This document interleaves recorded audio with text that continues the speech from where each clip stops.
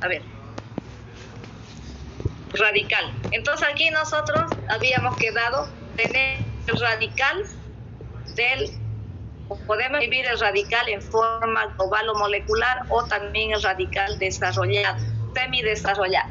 Acá está con fórmula semidesarrollada. Etil, acá tenemos un butil, pero siempre el hidrógeno que vamos a quitar tiene que ser un hidrógeno del carbono primario. No podemos quitarle de los secundarios, siempre de los carbonos de los extremos, porque si no, ¿dónde va a ir la carga negativa? ¿No es cierto? Entonces, ese es el radical.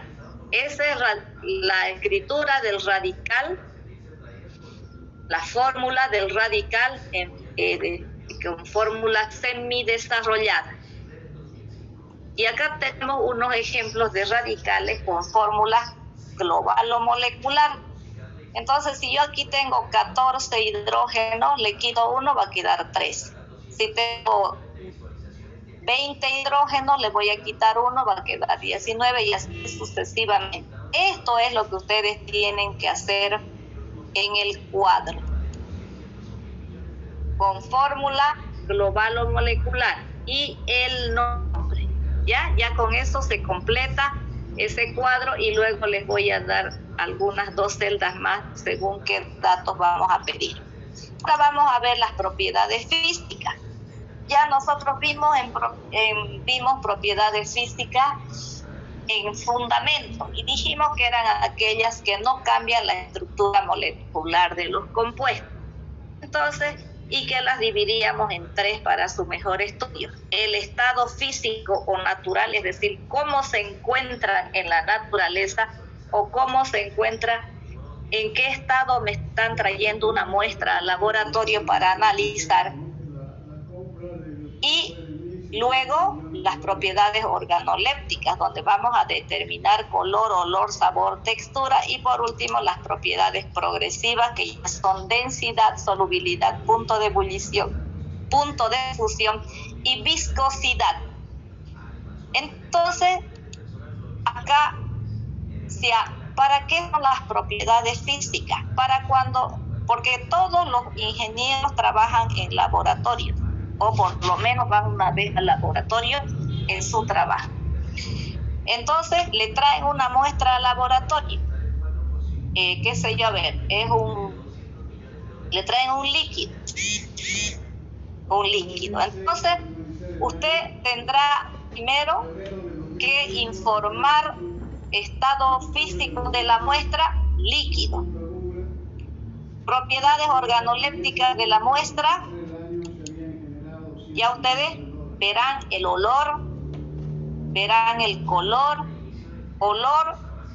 el sabor, si se puede probar, por si es un hidrocarburo. Tampoco ustedes, al oler, ustedes se darán cuenta si es un hidrocarburo, porque va a oler a queroseno o gasolina. No porque sea queroseno ni gasolina, sino que todos los hidrocarburos tienen ese olor característico a combustible.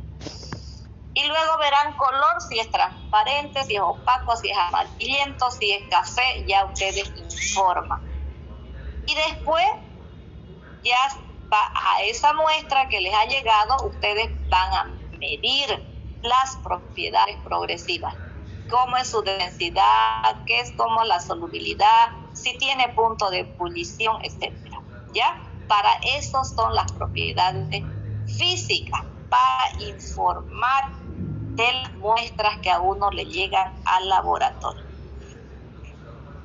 Y de acuerdo a eso, entonces, si estamos hablando solamente de alcanos, si es un alcano líquido, ustedes ya tendrán después ahí, si es un hidrocarburo, su muestra dirán es líquido, es un alcano, es un hidrocarburo. Y para saber si es un hidrocarburo saturado o no saturado, hay reacciones especiales para diferenciar si es alcano o es alqueno o es alquino. Eso es después. Eso ya cuando estén en el laboratorio, ¿no es cierto?, haciendo pruebas.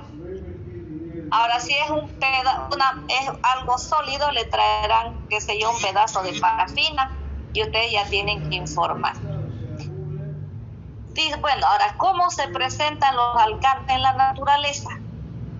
De acuerdo al número de átomos de carbono, los alcanos pueden estar al estado gaseoso, al estado líquido o como sólido. Desde un átomo de carbono hasta 4, es decir, metano, etano, propano y butano, son gases. Son gases. Y también se los conoce como alcanos menores. ¿Por qué? Porque tienen pocos átomos de carbono. Luego tenemos los alcanos líquidos. Esto quiere decir que a partir de los 5 átomos de carbono hasta los 12 átomos de carbono, los alcanos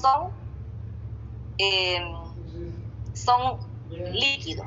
Y también se los conoce como alcanos intermedios.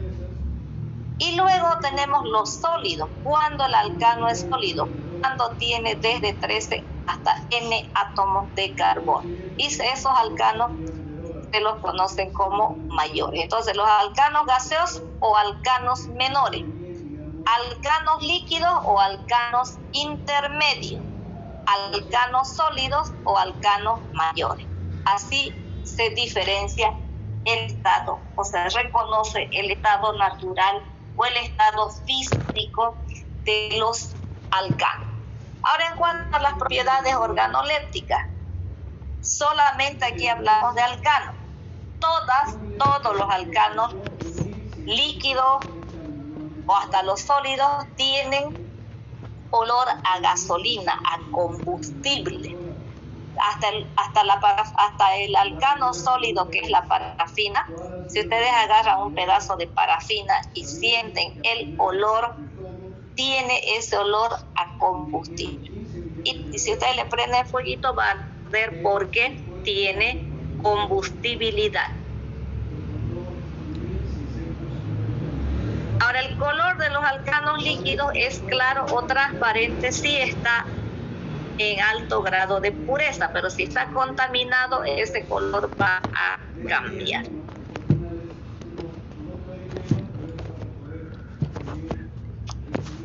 Veamos las propiedades físicas progresivas de los alcanos. Acá sí, esto es muy importante.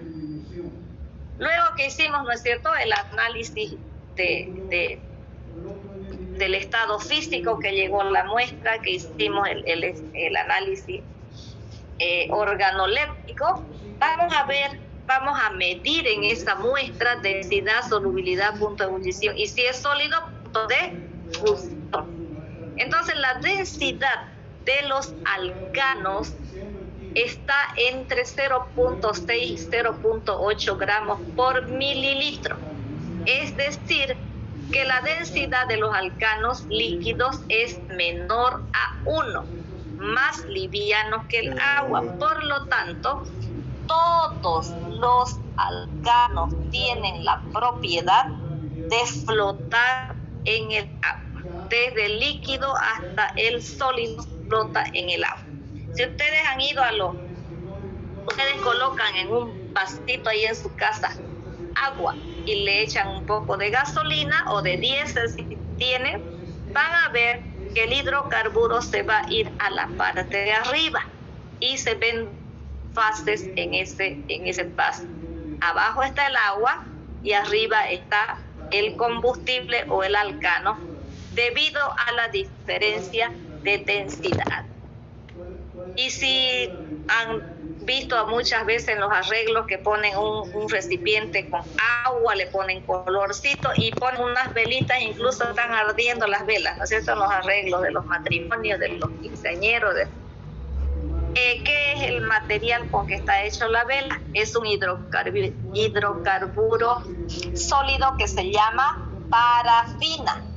Entonces, pese a que es sólido, no se hunde en el agua. ¿Por qué? Porque sigue teniendo densidad menor a agua.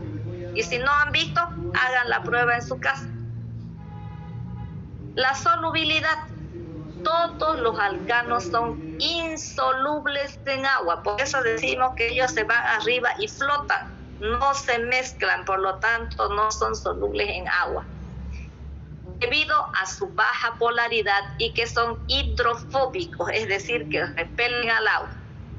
Los alcanos son muy solubles en disolventes orgánicos no polares. Por eso dijimos que pues, vamos a hacer esta exposición de los alcanos de disolventes orgánicos. Son muy solubles en disolventes orgánicos débiles, no polares o débilmente polares, como éter etílico, cloroformo, benceno, tolueno, sileno, hexano, ciclohexano, tetracloruro de carbono, etc. Punto de ebullición. También esta propiedad aumenta con el número de átomos de la cadena o del peso molecular. Es decir, que mientras más átomos de carbono tenga la molécula, requiere mayor temperatura para pasar del estado líquido al estado gaseoso. Y por último, el punto de fusión, que también esta propiedad aumenta con el tamaño de la molécula. Más grande la muestra, la molécula, mayor cantidad de temperatura vamos a necesitar para que llegue a fundirse. ¿Quién puede experimentar punto de fusión? Los alcanos, como por ejemplo la parafina, que les dije que es el material con que está hecha la vela, el alquitrán. Si ustedes han visto o nunca vieran nada, cuando están parchando las calles aquí, que es muy común, ¿no es cierto que hay unos turriles que están con un fuego como si estuvieran hirviendo algo? Entonces, que están fundiendo alquitrán para pasarle por encima del asfalto. También el alquitrán es un alcano sólido. Entonces, los que hagan la exposición de principales alcanos nos van a explicar y nos van a mostrar todo esto. Ya, eso fue lo que UNICE 150, que es lo mismo que ya. Entonces, hasta ahí vamos a avanzar hoy. Y vayan a ver, tenemos en la otra semana, como ya el jueves es 24 y viernes 25, entonces el miércoles lo vamos a utilizar para las exposiciones. Este grupo va a exponer ozono, va a exponer disolventes orgánicos y necesito una exposición más para... El tema ha sido que en 1900... hay estudiantes ¿hay estudiantes de alimentos en este grupo? Se ha ganado... Sí, doctora. Buen ¿Ya? día. ¿Cuántos? ¿De alimentos o de ingeniería química? Acá tuvo una cifra Yo soy de ingeniería en alimentos, doctora. Ya, pero ¿de ingeniería química? Soy de ingeniería química. Ya, entonces ellas dos pueden hacer el tema. ¿De qué les dije? ya tienen bastante... De deshidratación. Sí, ese es el tema. Deshidratación de frutas. Para que veamos ahí la reacción de deshidratación dirigida a su carrera. Entonces, deshidratación de frutas. ¿Por qué? Porque los ingenieros químicos y los ingenieros de alimentos están trabajando en las industrias alimenticias. Entonces, aquí vamos a aplicar una de las clases de reacción, que es la deshidratación, y vamos a ver en la deshidratación de frutas, la eliminación de agua. Entonces, grupo F, quienes van a exponer, me dan un nombre, su apellido y su nombre, nada más. Villegas Denise. ¿Villegas? Sí, Villegas Denise. Ya. Villegas Denise. ¿Y la otra señorita? Mariscal Verónica. Ya. Entonces, ellas dos van a exponer deshidratación de frutas. El próximo miércoles es 23. Entonces, para ese día van a exponer ozono. Hay un grupo que va a exponer ozono.